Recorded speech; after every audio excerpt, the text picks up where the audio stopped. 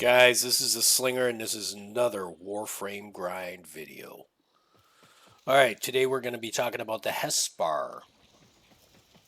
I believe I said that right, so yeah, we'll leave it at that. Alright, let's get some heavy gunners up here. This is going to be a status build. The first one I'm going to show you, there's going to be 3 different builds. This is a versatile weapon, okay? You can pretty much do anything with it. Is it a game changer? No, but it's pretty good. So, let's do that.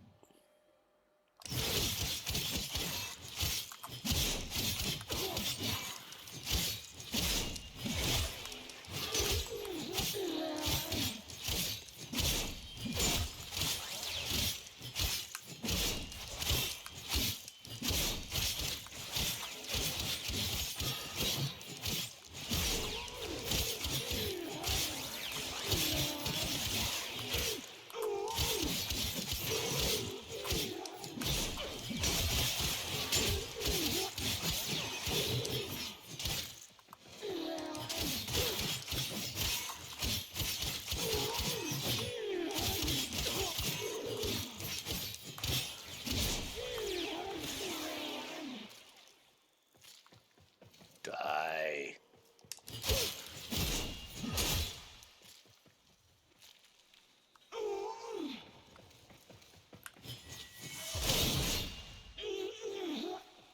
So I love the heavy attack.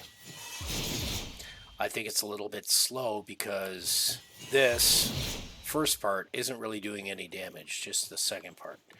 So I don't know. What is it? The year of the nerf with DE? This weapon did not come with say you don't buy it in the prime pack or whatever.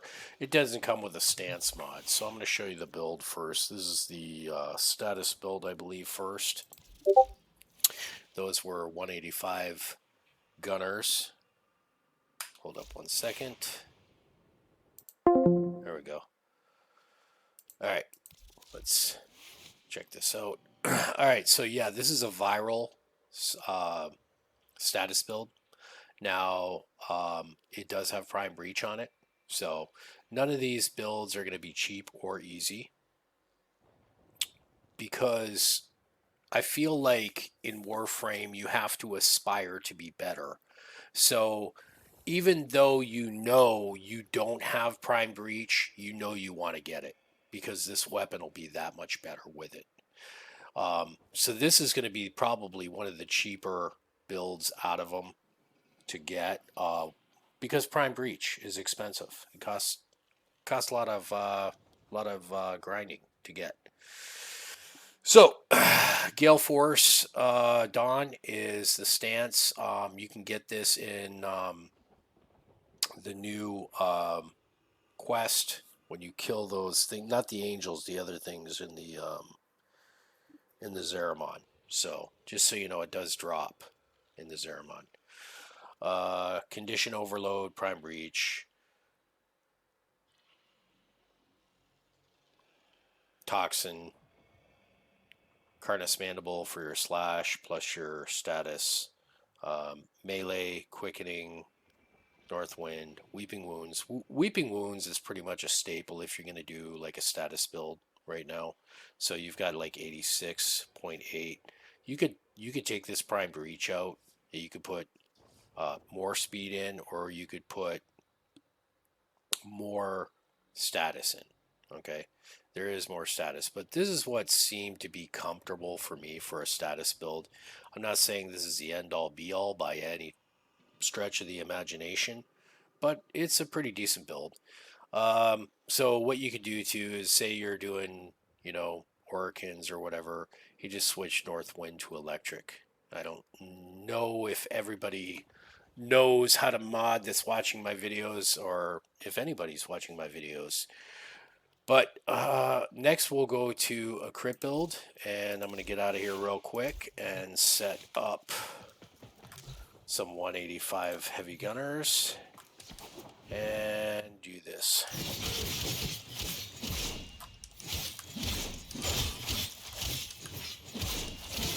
Personally, I lean to the crit on this type weapon seems to be the way to go. But if you're a status guy, you're a status guy.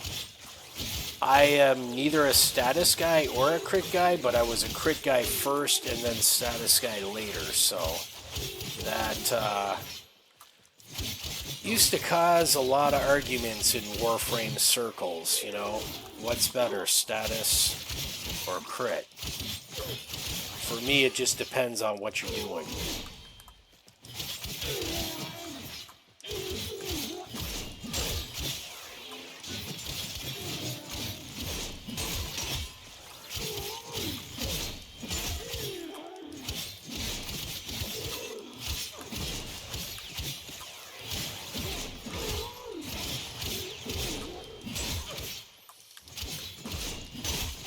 With this build, you notice I kind of like go around the people as I'm destroying them.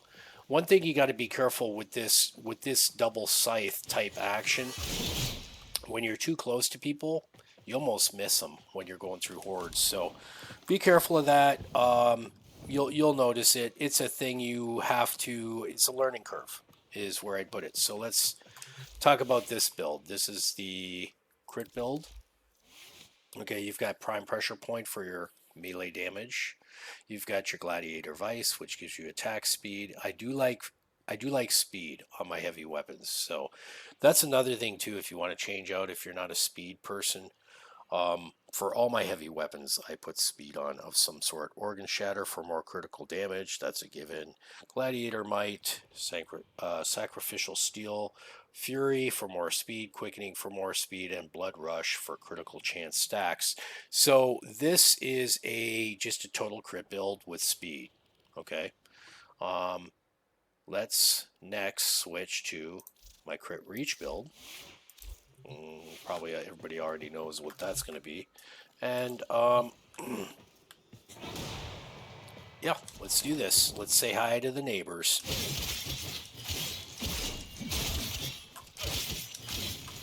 The thing about the crit reach build is you hit more people in the hordes. So you will actually do more damage to multiple things. Just think of, primed reach as multi-shot for melee. And then you can't go wrong. It's like multi-shot for melee.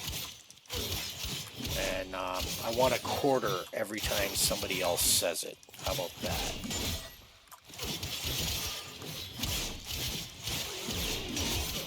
But I feel like it helps you get your multiplier up faster. Speed helps you get your multiplier up faster. And then